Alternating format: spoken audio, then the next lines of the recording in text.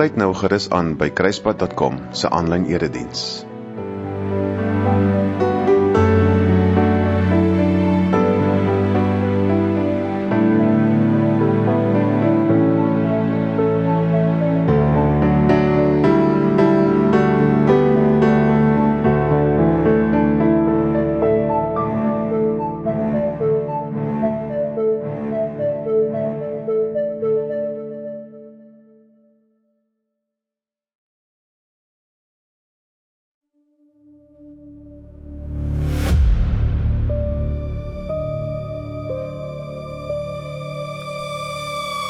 Pilatus sê, ek vind geen skuld in hom nie. Maar die skare skreeu, kruisig hom.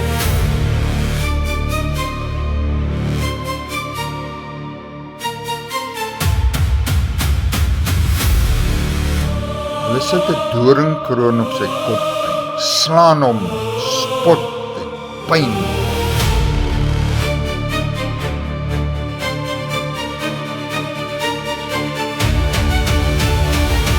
Gee Pilatus hom oor om gekruisig te word.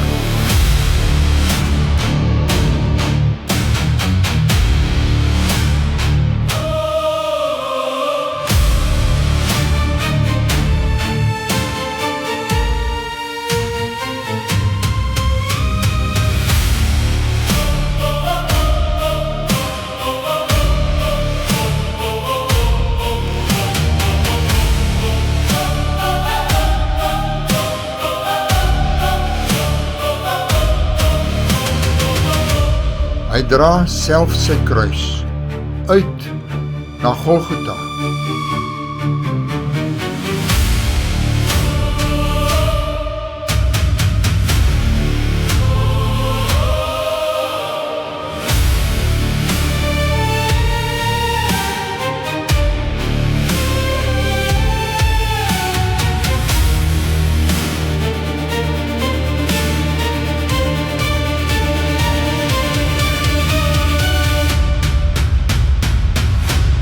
Hulle kruisig hom en verdeel sy klere onder mekaar.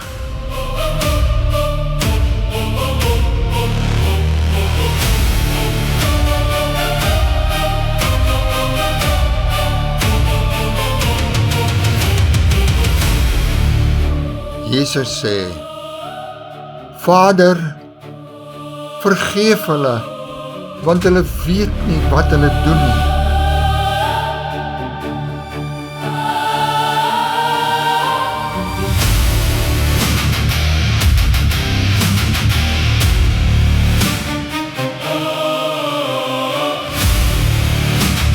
Hy roep uit, dit is volbring.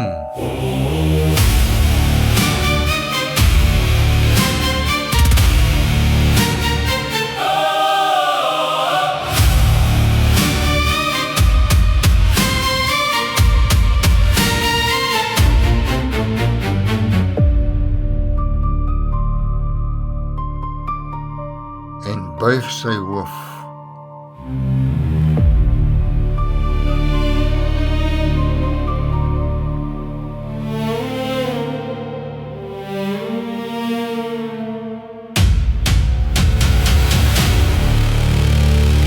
Sê die offisier, waarlik, hierdie man was die seun van God.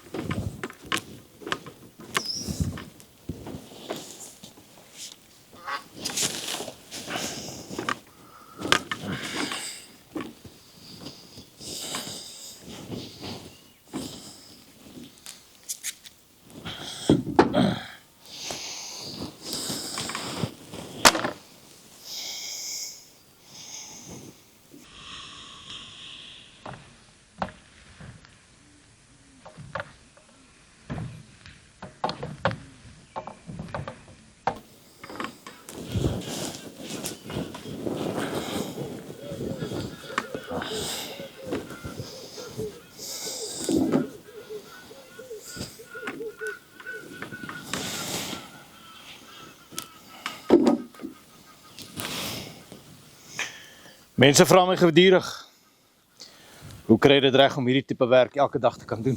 Ek sal dit nie kan doen nie. Dit sal vir my nagmerries gee. Nou jy weet, iemand moet dit doen.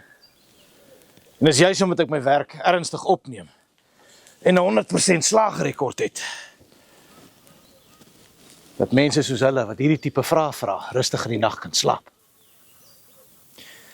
En dit is eintlik baie eenvoudig. Die Romeinse regering reik 'n bevel uit en ek voer net my opdragte uit. En ek moet sê, die betaling is ook nie te sleggie. 'n Historikus het nou die dag die kruisiging beskryf as Mus Trapissimus Crucis of soets. In kort beteken dit om gekruisig te word is die mees verskriklikste manier om te kan sterf. Ek sou sê, dit is barbaars. Want jy sien, 'n veroordeelde hang nie net vir 'n kort rukkie aan 'n houtkruis nie. O nee. Dit is veel erger. Eers moet hy sy klere uittrek en op en af paradeer tussen die skare wat hom dan spot en op hom spoeg en hom skop en slaan. En dan natuurlik is daar die soldate. Met hulle swepe. En aan hierdie swepe is skerp gemaakte stukkies been en klip vasgemaak. En dan die sadiste onder hulle maak selfs stukkies lood aan hierdie sweeppunte vas. Glo my, hulle put ontmenslike genot daaruit om die mense so te gesel. Hierdie wreedheid laat die gehardstes onder die geharde sidder. Nou daar's twee maniere om 'n veroordeelde te kan kruisig. Nou die eerste manier is eintlik baie lankdradig en is nie my voorkeur nie, maar dis wanneer jy die veroordeelde aan 'n houtkruis vasbind met 'n vars tou natuurlik. En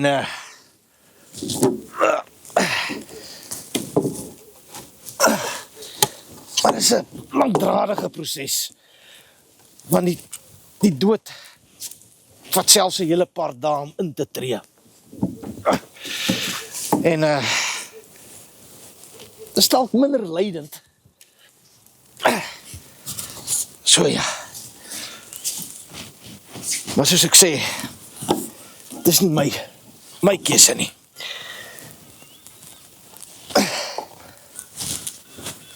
Sê. Dan natuurlik is daar die alternatief. So die van julle wat nie van geweld hou nie, is dit dalk nou 'n goeie tyd om jou ore toe te druk. Want jy sien, ek speel nie speletjies nie. Ek draai nie doekies om nie. Wanneer 'n veroordeelde by my kom, spyker kom aan houtkruis vas. Ek jaag die eerste spyker in, net hier, onder die pols. En dan die tweede ene, onder die ander pols. En dan begin hy teen die tyd al soos 'n maar vark te skree. En dan om te keer dat hy te veel rondspartel op die kruis, kap ons die derde spyker in, op sy voete.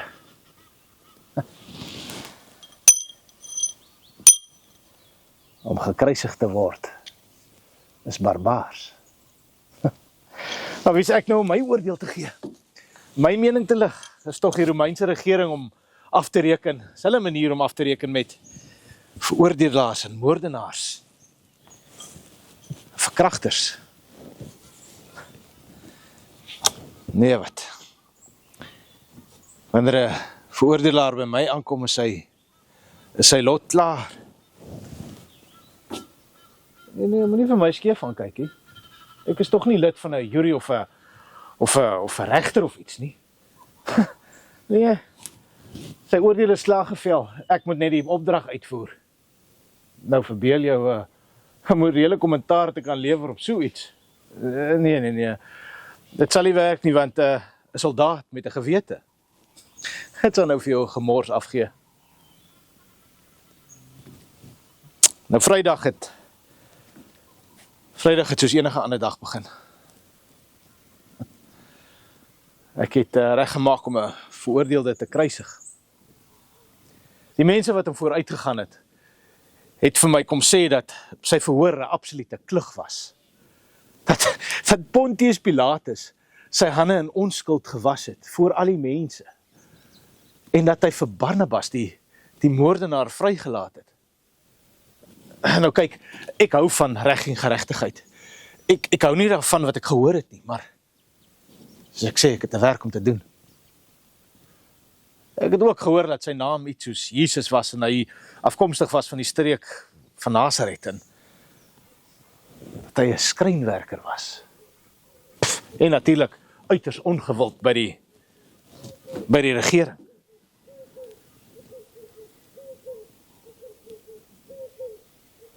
Toe die skrynwerker by my aankom, was hy reeds pimpel en pers geslaan. Nou kyk, ek gril nie vir bloed nie. Dit is deel van my werk. Maar hierdie man was onherkenbaar vermink geslaan. Ek het by die ouens gehoor wat hom hier aangesleep het, dat hy iets soos 39 houe gekry het. Verbeel jou 39. Ek weet die meeste wat die regering toestaan is 40, want jy slaan 'n persoon fisies dood as jy meer as 40 gaan. Jy kan my vir my woord vat. Ek het dit al gedoen.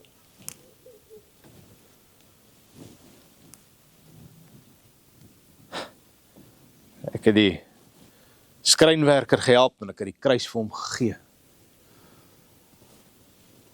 En hy het dit gevat na die plek hierbo. Ons noem dit sommer die Kobbein plek of Golgotha. Elke veroordeelde moet sy eie kruis dra. Halfpad boontoe. Sakke in mekaar, want hy het net eenvoudig nie meer krag gehad nie. Op die plek het ek my vererg. Want nou moet ek die kruis natuurlik verder dra.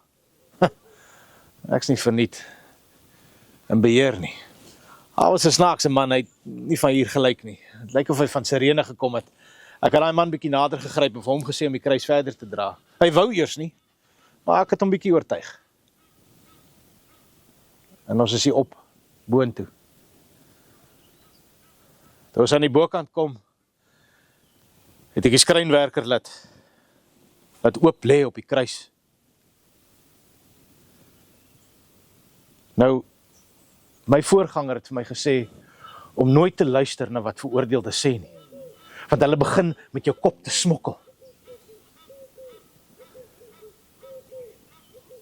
Maar met die skrynwerker kon ek nie anders nie.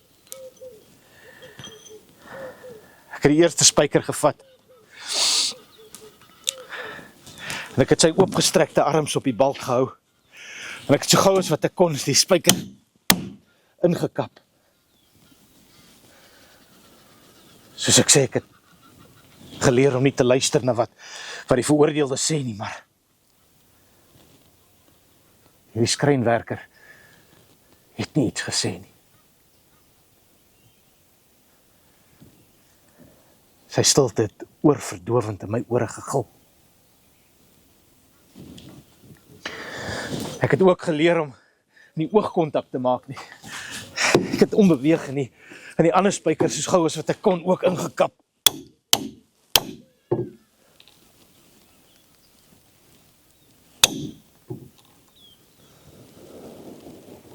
Weereens was daar geen beweging nie. Hy het nie 'n woord gesê nie. Ek kon nie anders nie as om in sy oë te kyk nie. In sy oë was daar net deernis en begrip en liefde. Ek het afbeweeg en sy reeds lewenlose voete vasgedruk en die derde spyker ingekap.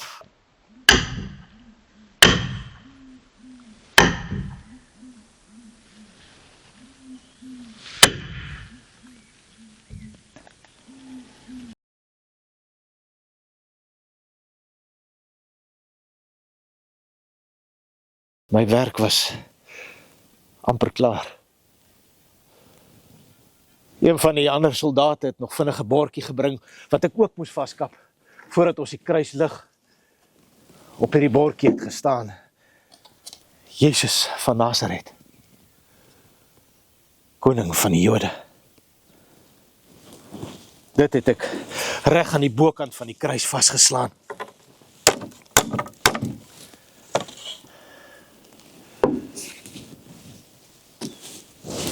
Ek het opdrag gegee dat die kruise in posisie moes getel geword het. Met 'n gesukkel het die medesoldate my gehelp. En ons het die kruis in posisie opgetel.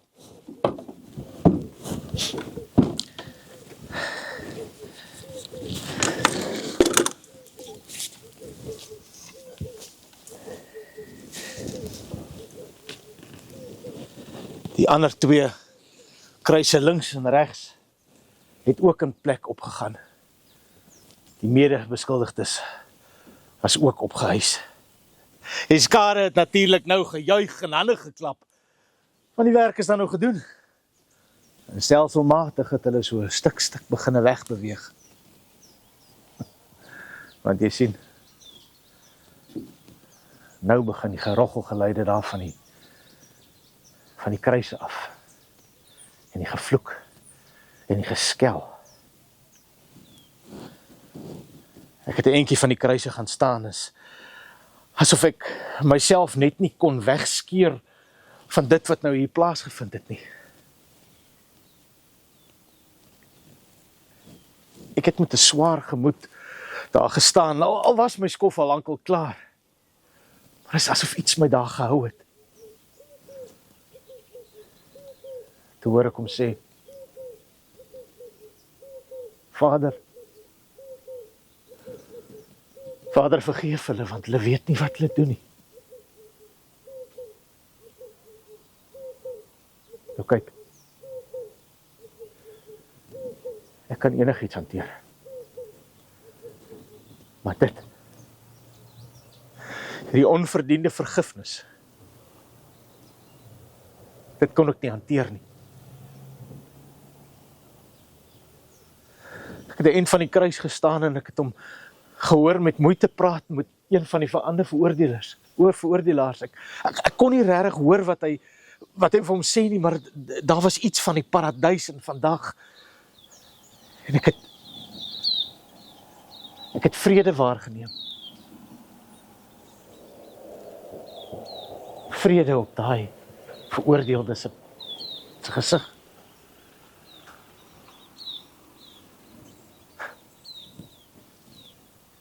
Ek het aan die eind van die kruis gestaan. Toe hoor ek hom sê: Eloi, Eloi, lama sabachthani. My God, waarom het U my verlaat?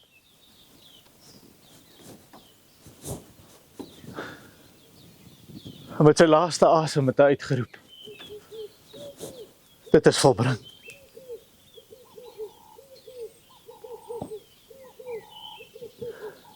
Ek het aan die eind van die kruis gestaan en ek wou huil.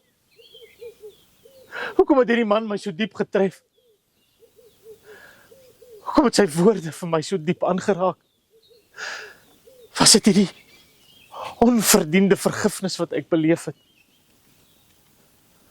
Of was dit ek wat die spykers in sy arms ingekap het?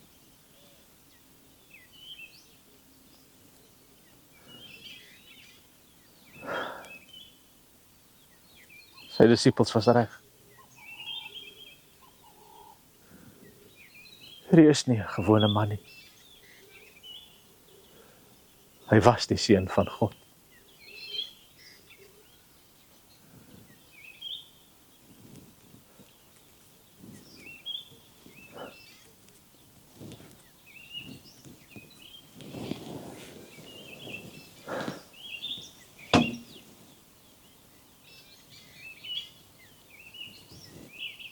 Sy disippels is dit eens dat hy uit die dood opgestaan het.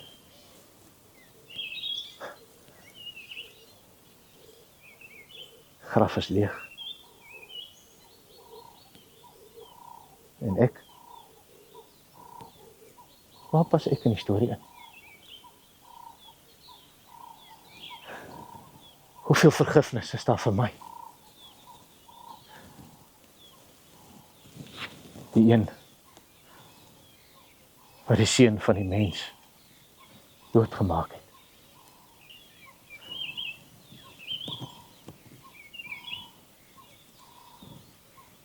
Ek wonder hoe ver sy vergifnis vir my sal strek.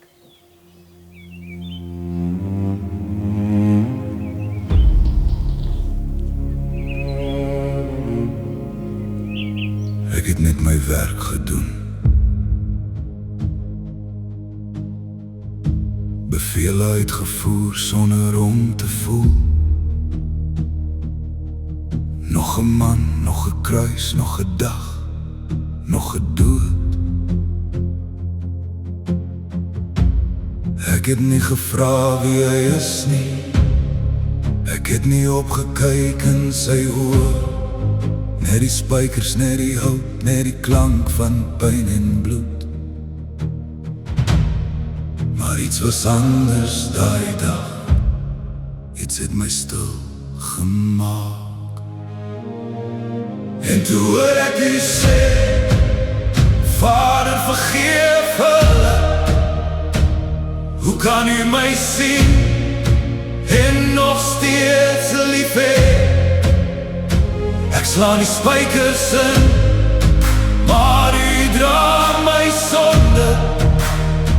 U kyk deur my skuld en noem my steeds kind. Halleluja. U het my ook vergewe.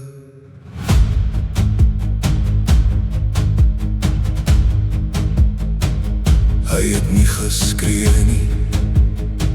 Hy het nie terugbaklei.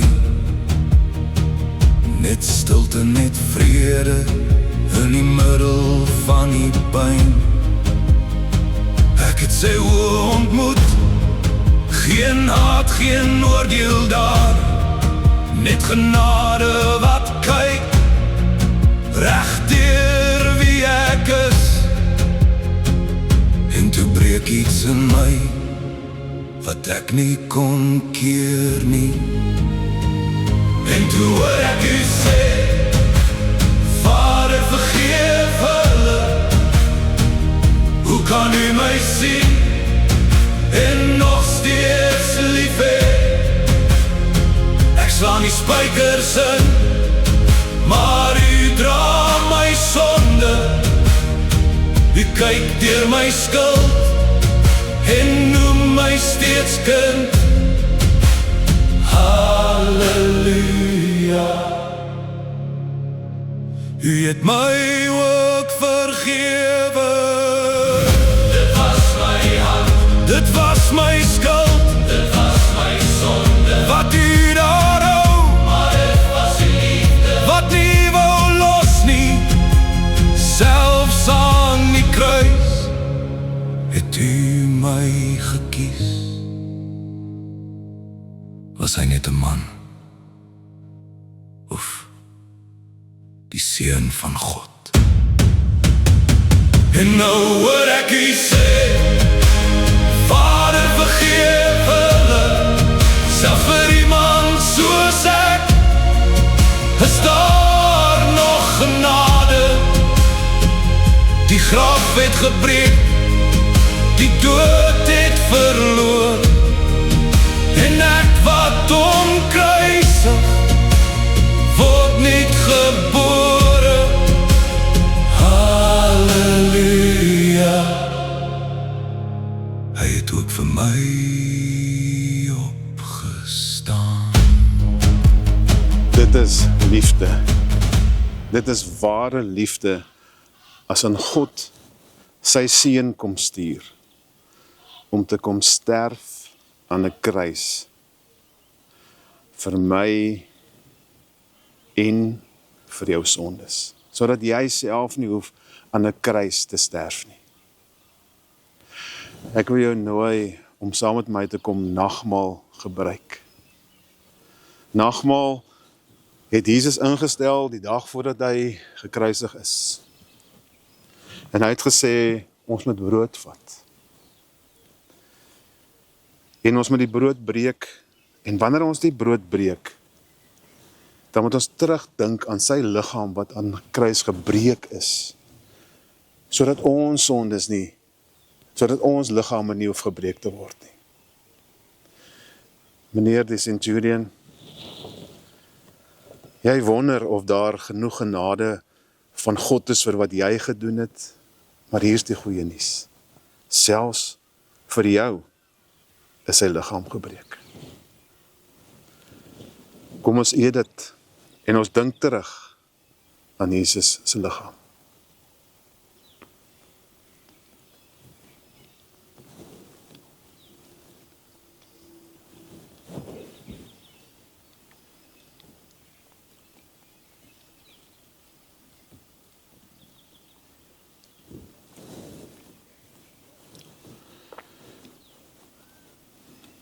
Jesus het ook gesê dat ons moet wyn vat of sap en ons moet dit drink om terug te dink aan sy bloed wat gevloei het, sodat ons bloed nie hoef te vloei nie. Meneer die centurion, ook vir jou, en dit is genoeg, dit is oorgenoeg, God se genade genoeg vir jou.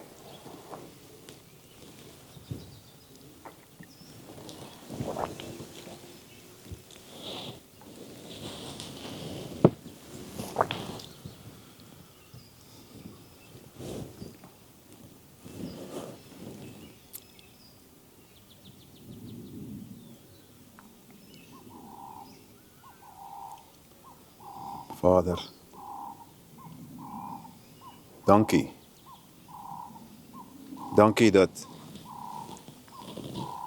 u seun gesterf het aan die kruis, sy liggaam gebreek is, sy bloed geloop het, sodat ek nie hoef te sterf nie. En dalk het jy nog nooit die keuse gemaak om vir Jesus in te nooi in jou lewe nie. Daarom wil ek jou help in 'n gebed en sê saam met my, Vader, vergewe my sondes. Ek kom bely dit voor u. Ek nooi u nou in om in my lewe te kom woon. Amen.